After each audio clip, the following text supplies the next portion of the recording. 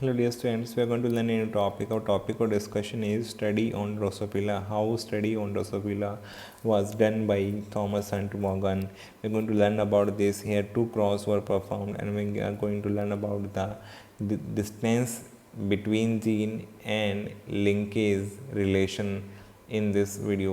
Hello प्यारे बच्चों, इस वीडियो में डिस्कस करने वाला एक नया टॉपिक, हमारा टॉपिक और डिस्कशन होगा ड्रोसोफिला पे कैसे स्टडी की गई थी और जो डिस्टेंस बिटवीन द जीन और लिंकेज के रिलेशन को कैसे जो है बताया गया था, कैसे एक्सप्लेन किया गया। इसके लिए दो क्रॉस किए गए थे और दोनों क्रॉस हम समझने वाले हैं, जो कि एग्जाम पॉइंट ऑफ व्यू से डायरेक्टली क्वेश्चन आ सकते हैं कि ये एनसीईआरटी में गिवन है। तो ये वीडियो बहुत इंपॉर्टेंट होने वाला है, तो वीडियो को एंड तक देखना है। My name is Deepak Lathar, I am going to explain all this in video. Now हमारा टॉपिक है बेटा स्टडी ऑन ड्रोसोफिला कैसे की गई थी। इसके लिए तीन करेक्टर्स ड्रोसोफिला के स्टडी किए गए थे। तीन करेक्टर कौन से हैं पहले आपको ये पता करना है। पहला है बॉडी कलर, दूसरा आई कलर, तीसरा है साइज ऑफ विंग। तो तीन करेक्टर थे, दो तो कलर वाले जिसमें एक बॉडी कलर है और एक आई कलर है और एक साइज ऑफ विंग है। हर एक करेक्टर की दो ट्रेट थी। बॉडी कलर की डोमिनेंट ट्रेट थी ब्राउन, रिसेसिव ट्रेट थी येलो। कौन सी थी? ब्राउन डोमिनेंट थी, येलो रिसेसिव थी। आई कलर की डोमिनेंट ट्रेट कौन सी थी? रेड। रिसेसिव कौन सी थी? वाइट। यहाँ पे आई कलर की डोमिनेंट ट्रेट रेड और recessive white. Size of wing में डोमिनेंट ट्रेट कौन सी थी? नॉर्मल। और छोटी या मिनिएचर कौन सी थी? रिसेसिव। तो साइज ऑफ विंग में डोमिनेंट ट्रेट नॉर्मल और मिनिएचर क्या थी? यहाँ पे रिसेसिव। इनके लिए हमने जीन मान ली है। जैसे जीन हमने रिसेसिव जो ट्रेड था उसी के लिए मान लिया है, तो वाई जीन वाई मान लिया जो कंट्रोल कर रही है इसको। इस यहाँ पे आई कलर की रिसेसिव वाइट था तो जीन डब्ल्यू मान लिया है जो रिसेसिव से रिलेटेड है ज़्यादा है, इसलिए दिखाया गया है।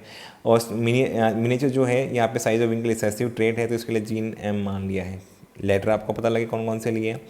ये बाद में मैं ये सब पता लगा था बाद में, जब ये सारी जीन्स एक्स क्रोमोजोम पे हैं, सारी की सारी, बॉडी कलर की भी, आई कलर की भी, साइज ऑफ विंग की भी। लेकिन इनकी डिस्टेंस के बारे में पता लगा था एक्सपेरिमेंट करके, जो कि यहाँ पे तो मैंने डायरेक्टली पहले बता दिया, आपको दिख रहा है जहाँ पे जीन वाई जीन डब्ल्यू के पास है और एम के पास। ये कैसे पता लगा? एक्सपेरिमेंट किया गया बेटा। इसके लिए दो क्रॉस किए गए थे, cross one cross two, cross one और क्रॉस टू। क्रॉस वन में दो करेक्टर स्टडी किए गए थे, बॉडी कलर और आई कलर की स्टडी, और क्रॉस टू में आई कलर और साइज ऑफ विंग की।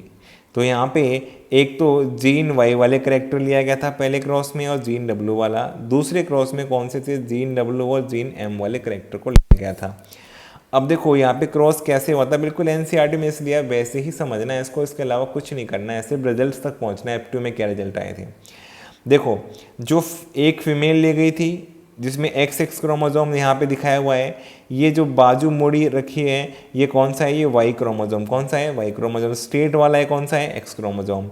मेल लिया गया, मेल के करेक्टर डोमिनेंट थे, तो यहाँ पे बेटा रिसेसिव जीन के लिए तो हमने बिना किसी यहाँ पे साइन के डायरेक्टली लिखा है जीन वाई रिसेसिव फॉर्म में, जीन डब्ल्यू रिसेसिव फॉर्म में।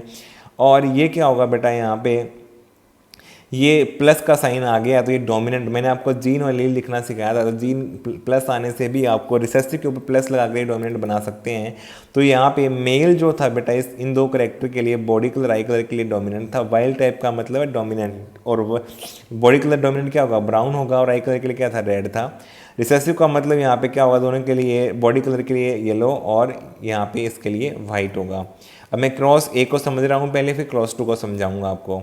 फिर यहाँ पे क्या हुआ? F1 जनरेशन हुई तो बेटा आपको पता है फीमेल से एक ही टाइप गैमेट बनेंगे जिसमें दोनों में सेम वाई और डब्ल्यू रिसेसिव फॉर्म में आएगी, लेकिन मेल से दो गैमेट बनेंगे जिसमें वाई और डब्ल्यू यहाँ पे एक्स पे प्रेजेंट है लेकिन वाई पे तो है ही नहीं।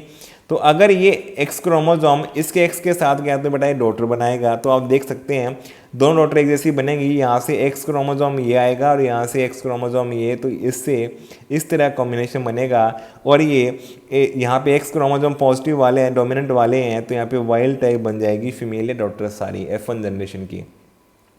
ये वाई क्रोमोजोम चाहे इस एक्स के साथ जाए या एक्स के साथ जाए, सेम यहाँ पे सन बनेंगे जिनका जीनोटाइप क्या होगा, जिसमें रिसेसिव ट्रेट आ जाएंगी दोनों की, चाहे वो बॉडी कलर हो चाहे फिर वो आई कलर हो। तो येलो और वाइट आ गया इसलिए। तो दोनों सन एक जैसे बनेंगे, दोनों डॉटर एक जैसी बनेंगी। तो यहाँ पे देखो ये एक्स क्रोमोसोम जाने से डोमिनेंट वाला तो डॉटर डोमिनेंट बन गई, और ये रिसेसिव वाले वाई के साथ आने से सन रिसेसिव बन गए। फिर इनके F2 जनरेशन के लिए क्रॉस हुए होंगे। F2 जनरेशन में बेटा इस क्रॉस के अंदर बॉडी कलर आई कलर वाले जो करेक्टर थे उसमें पेरेंटल 98.7% आए थे, रिकॉम्बिनेंट 1.3% आए थे, नए कॉम्बिनेशन बहुत ही कम, मैक्सिमम जो है यहाँ पे पेरेंटल कॉम्बिनेशन आए थे। क्यों? क्योंकि इनकी जीन पास पास थी और इन्होंने लिंकेज शो किया था ज़्यादा, तो इसलिए पेरेंटल कॉम्बिनेशन ज़्यादा, रिकॉम्बिनेंट्स बहुत कम। अब दूसरे क्रॉस में समझते हैं, जहाँ पे क्रॉस 2 में क्या लिया गया था, दो करेक्टर आई कलर और विंग साइज। आई कलर की जीन रिसेसिव ली गई थी और विंग साइज की जीन रिसेसिव, सेम फीमेल में रिसेसिव थे तो वाइट और मिनिएचर इसलिए है, और मेल में W+ और M+X क्रोमोसोम पे तो ये वाइल्ड टाइप या डोमिनेंट टाइप मेल लिया गया। सिमिलरली फिर क्रॉस हुआ तो बेटा F1 जनरेशन में क्या हुआ, साई डॉटर के लिए एक एक्स क्रोमोसोम यहाँ से आया, एक एक्स क्रोमोसोम मेल से आया, तो ये डॉटर जो बन गई ये डोमिनेंट वाली बन गई, W+ आ गया और M+ आ गया, तो वाइल्ड टाइप या डोमिनेंट फिनोटाइप बनाएंगी बॉडी कलर आई कलर के लिए भी और साइज ऑफ विंग, इन दोनों करेक्टर के लिए। फिर क्या हुआ कि बेटा यहाँ पे ये वाई क्रोमोसोम किसी भी एक्स के साथ जाए तो ये रिसेसिव वाला ही बनेगा, क्योंकि यहाँ पे डोमिनेंट जीन फीमेल के क्रोमोसोम में है ही नहीं, तो ये वाइट और मिनिएचर इसलिए बने। सारे सन रिसेसिव वाले बन गए आई कलर और विंग साइज के लिए, और डोमिनेंट वाली बन गई साइड डॉटर F1 जनरेशन में। फिर इनके आपस में क्रॉस हुए तो बेटा ओवरऑल रिजल्ट क्या आया, पेरेंटल 62.8% और रिकॉम्बिनेंट 37.2। सबसे पहले तो क्रॉस ए या क्रॉस 1 जिसे मैंने बोला है बेटा, ये क्रॉस ए बोला गया है, और इसके पेरेंटल के रिजल्ट याद करने 98.7, रिकॉम्बिनेंट कितने हैं 1.3%, एज इट इज़, बिल्कुल एज इट इज़ आता है एग्जाम में, जिसमें करेक्टर कौन सा है, बॉडी कलर और आई कलर का क्रॉस हुआ है, तो पेरेंटल 98.7% और रिकॉम्बिनेंट 1.3।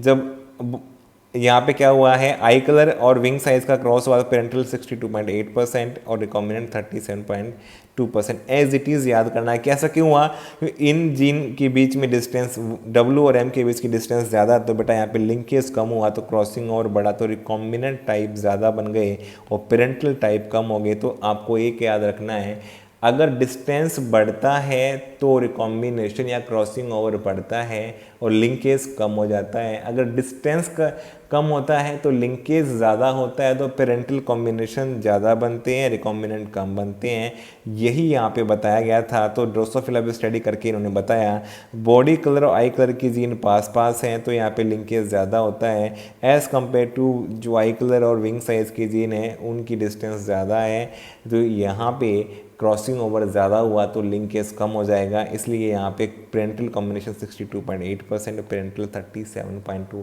तो आपको ये बात दिमाग में समझ जा देनी है, बिठा लेनी है कि क्रॉसिंग ओवर जहाँ होता है वहाँ लिंकेज कम हो जाता है, जहाँ लिंकेज ज़्यादा होता है वहाँ क्रॉसिंग ओवर कम हो जाता है। सिंपल सा, लिंकेज से सिर्फ पेरेंटल कॉम्बिनेशन ज़्यादा बनते हैं और क्रॉसिंग ओवर होने से रिकॉम्बिनेंट ज़्यादा बनने लग जाते हैं और पेरेंटल कम हो जाते हैं, और यही बात आपको समझ आएगी इन क्रॉस के द्वारा, इन करेक्टर के द्वारा।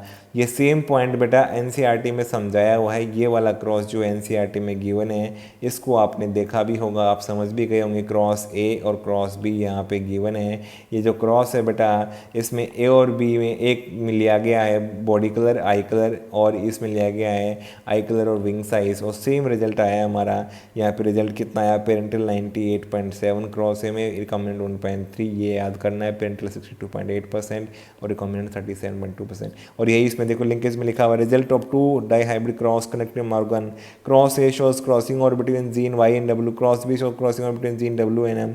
Here dominant wild type alleles are represented plus sign substrate, strength of linkage Y and W is higher।